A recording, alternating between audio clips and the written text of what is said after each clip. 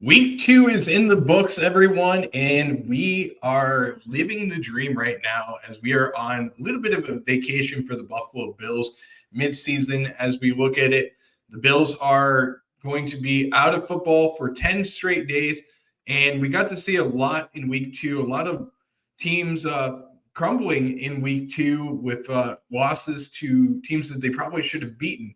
And this is the way that the NFL works.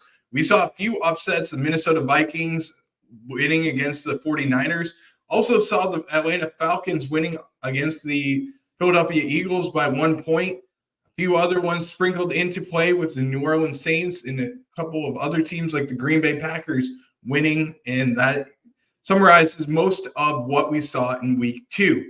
While the Buffalo Bills did get that win on Thursday Night Football and we were able to coast through the week and watch a lot of different football games, the Bills are going to be back in play on Monday Night Football. So again, we will be able to see some more teams play before we get to see what the Buffalo Bills do on Monday Night Football against the Jacksonville Jaguars.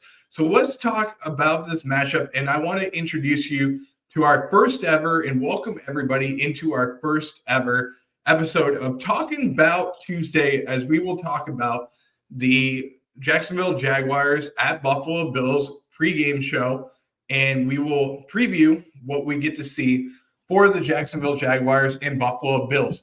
Before we begin, if you're new to the channel, don't forget to like and subscribe, comment on this video, and let us know your thoughts on the matchup between the Jacksonville Jaguars and Buffalo Bills. While this is going to be an interesting showdown between the Bills and the Jaguars, I think that this is going to be one of the best games of the week. So without further ado, let's do our first ever episode of Talkin Bout Tuesday. And before we begin, we have to hit our intro.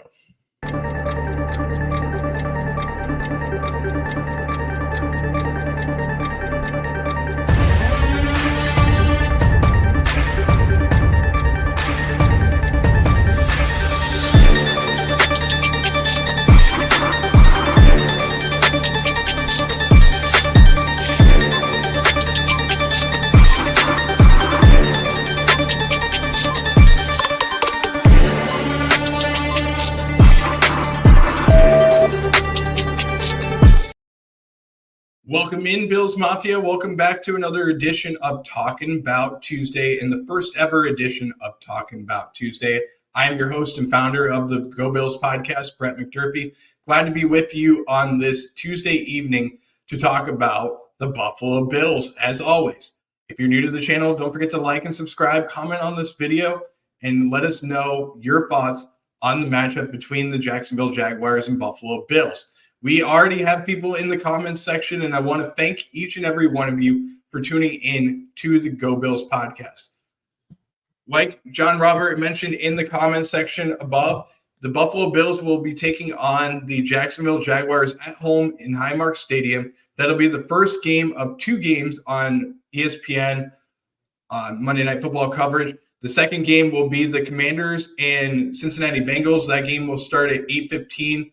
And that'll have the coverage of your normal ESPN host that you will have in Joe Buck and Troy Aikman in that game. But the Bills will have the early window with the 7:15 p.m. start for the Bills on Monday Night Football. The Bills are going to be in an interesting place here where they are 2-0 starting off, and expectations are on them to take on the Jacksonville Jaguars. And without further ado, let me take a look at my notes and get my notes ready for this matchup. The upcoming Week 3 Monday Night Football clash on September 23rd, 2024 between the Jacksonville Jaguars and Buffalo Bills will see 2 teams with contrasting starts to the season face off until under the bright lights of prime time. The Buffalo Bills are coming off of a 2-0 start and are coming into the game with significant momentum building off. After a dominant performance on Thursday Night Football in Week 2, the Bills will benefit from some extra rest and preparation time, making them a dangerous component to go up against.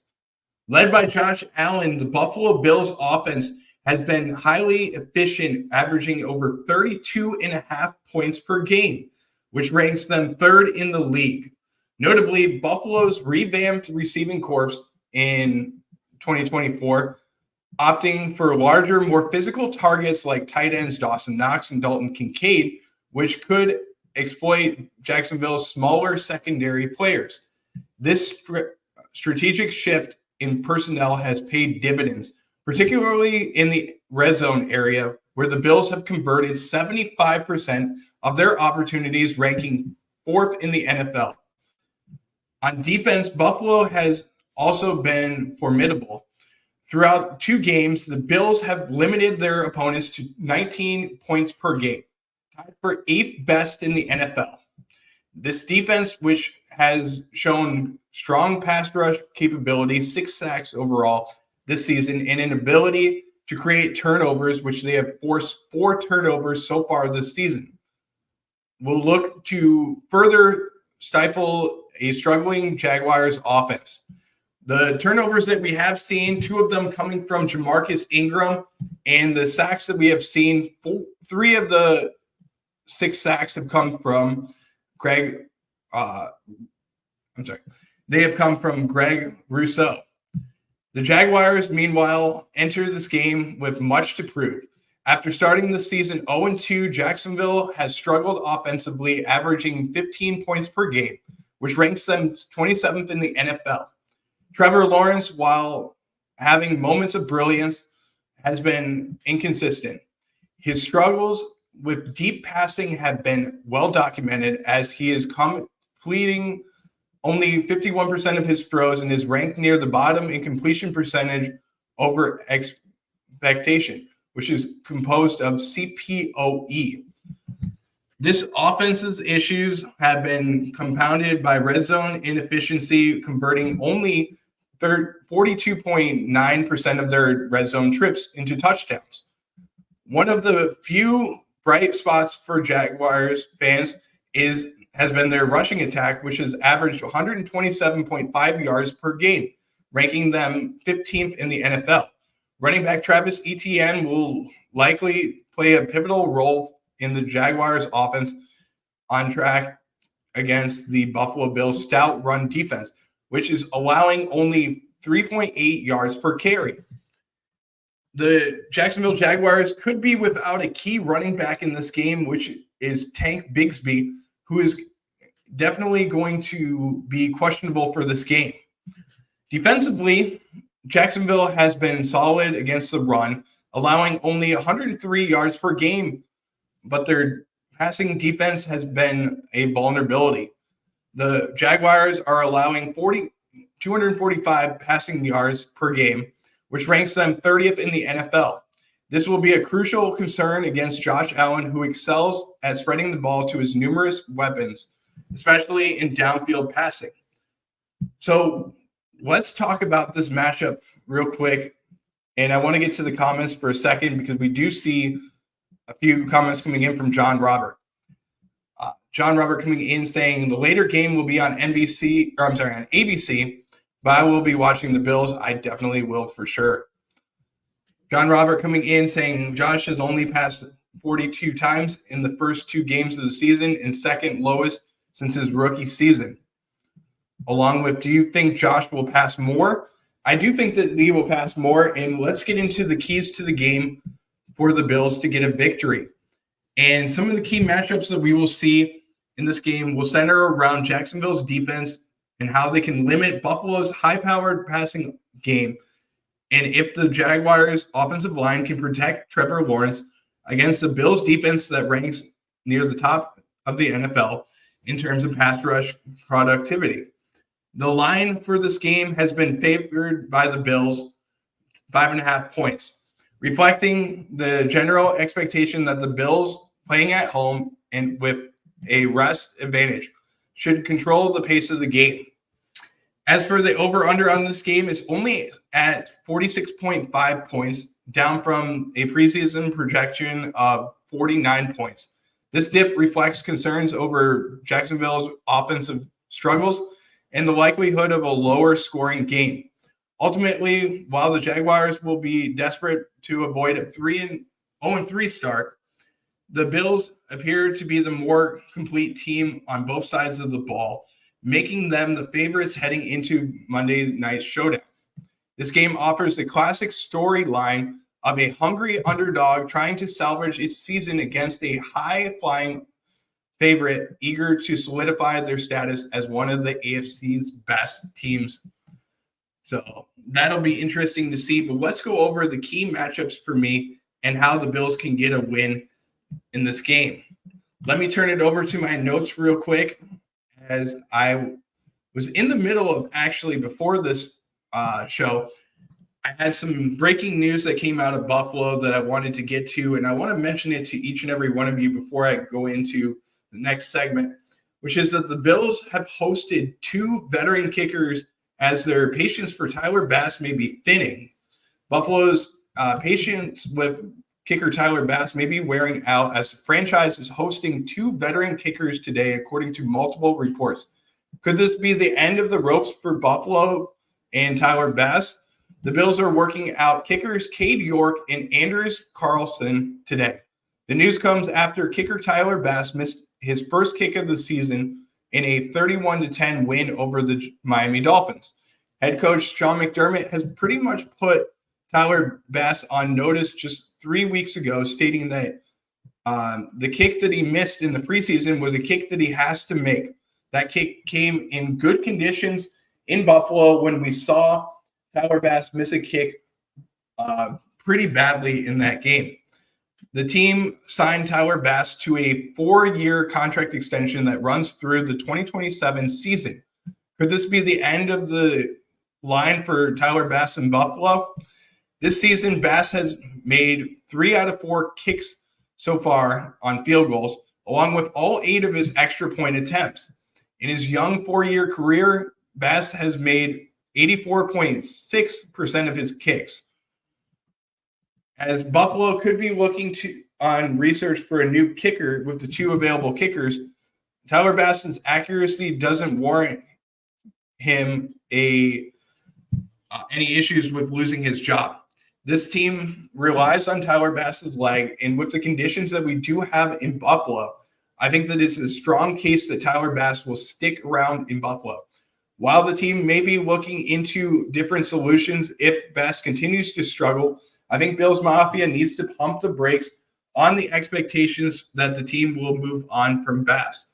The Bills could very well use a practice squad space on their roster for signing one of the veteran kickers, as mentioned, as an insurance policy to Bass if something happens or an injury does happen.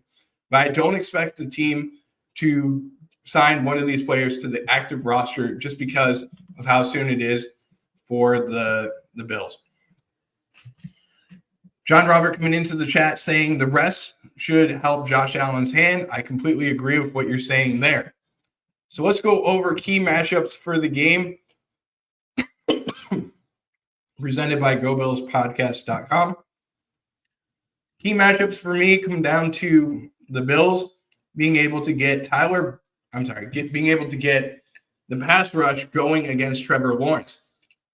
Like we mentioned before, this pass rush is one of the most elite in the NFL, and with the emergence of Von Miller coming back into his own, it's going to play a pivotal role in what we see from the Buffalo Bills this week.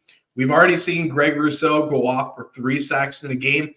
If the Bills can get some more pass rush and be able to get home with a struggling Jacksonville Jaguars offense and their offensive line that does not look the best right now, it would be big for the Bills to be able to create 3rd and longs for Trevor Lawrence. Speaking of Trevor Lawrence, in this game, I think it's going to be super important for the Bills to be able to get to Trevor Lawrence, or if he does try to escape the pocket, you're going to have a spy on him. I saw it last game against the Cleveland Browns. Lawrence was scrambling out of the pocket multiple times, and there was not a spy for him. That created opportunities for him to gain first downs with his legs. The Bills are going to have to rely on either Balin Spector or even Nicholas Morrow to be able to spy on him and Trevor Lawrence in this game. And if they aren't able to pick up Trevor Lawrence, he's going to use his legs to win the game. And in those situations, you're going to see Doug Peterson utilizing his legs along with play actions to beat the Buffalo Bills. On the other hand, for the Bills, it's going to come down to the defense being able to stop Travis Etienne in this game. You're going to have, like I mentioned, creating third and longs is going to be a key for the Bills. And what I want to see from the team is the ability to defend the run well. We have a lot of players missing on this defense with Taron Johnson, along with even Terrell Bernard and Matt Milano missing this game. But it comes down to, for me, can the Bills be able to get into third and long situations and make it uncomfortable for Trevor Lawrence to be able to hand off the ball to his running backs, who are averaging 127 yards per game? John Robert coming into the chat saying, do you think that Joe Andreessen will be active for depth? I do think that he will be active for depth just because of who we do have on the team that is injured. We have a few injuries to note, as Terrell Bernard is injured along with Taron Johnson.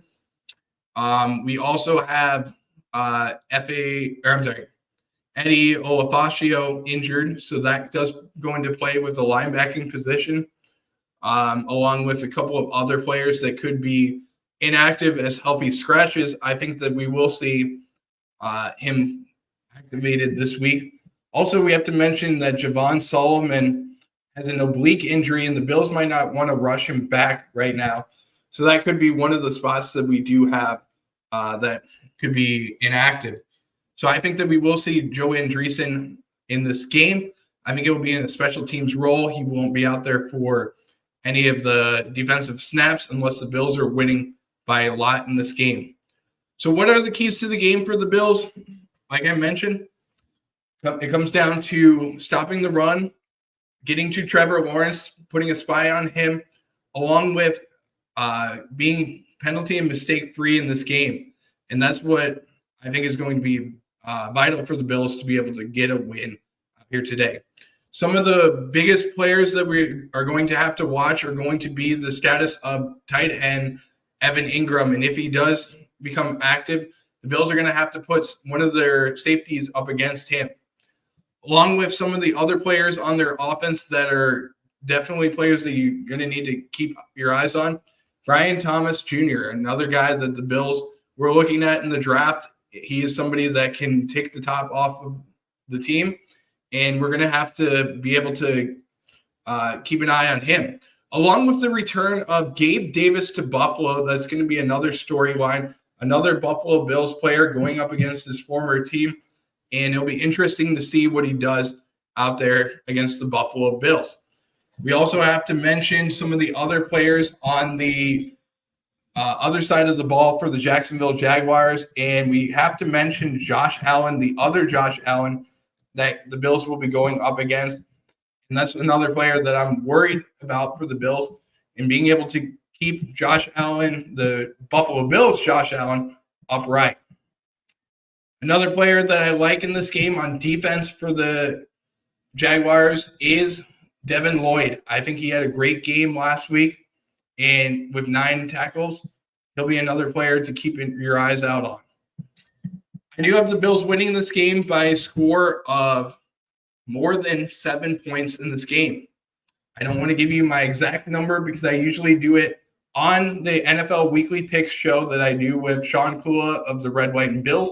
So if you're looking for a score update for the game, click on over to Sean Kula's show on Red, White, and Bills. That will be tomorrow at 8:30 p.m. Eastern Standard Time. John Robert coming into the chat saying Josh Hines Allen, that helps. That is interesting to see. Yes, Josh Hines Allen. I didn't get that actually, what you're saying there. You're mentioning Josh Hines Allen from the Jacksonville Jaguars. I got it now. So he did change his name to Josh Hines Allen, which helps the Bills. Pat Cottingham coming into the chat saying, go Bills. Absolutely. We appreciate you for tuning in. click the like button, share button, along with the comment section. Always comment on this video. We greatly appreciate each and every one of you guys for coming out.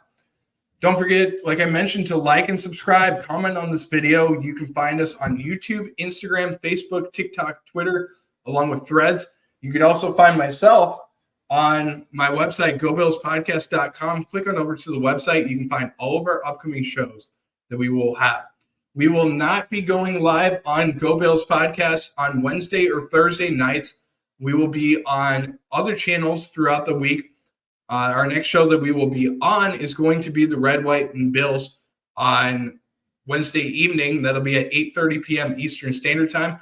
That show will not be live, though. That's the only thing I want to mention, guys, is that show will not be live. It'll be pre-recorded. We will have that show ready to go for you guys with all of our weekly picks that we will have. Currently, I am in first place in that league, and we will see the results of week 2, how they rolled out, where I am at. I was 2 games up on Sean Kula, but it'll be interesting to see where we are at. For the Go Bills podcast and Talkin Bout Tuesday, my name is Brett McDurphy, and we will see you next time for another edition of Talkin Bout Tuesday. And in that game, we will have a great matchup of another AFC South team that we will talk about. Until then, Go Bills.